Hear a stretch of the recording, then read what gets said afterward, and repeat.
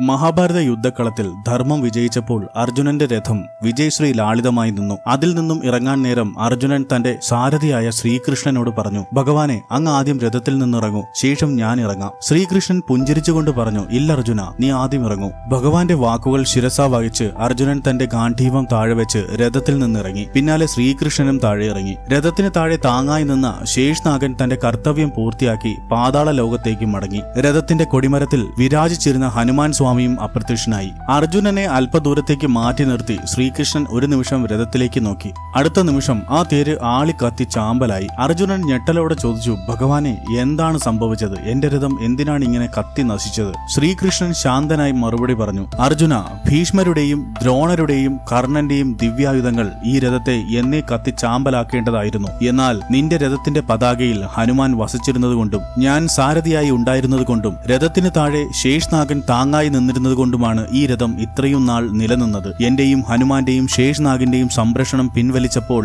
ആ രഥം അതിലേറ്റിരുന്ന പ്രഹരങ്ങളെ താങ്ങാനാകാതെ കത്തി നശിച്ചു.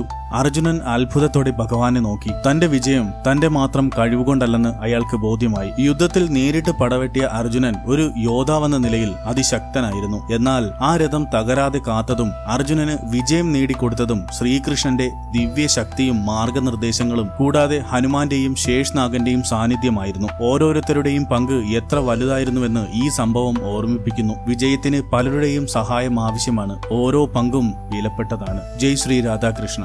രാധേ രാധേ.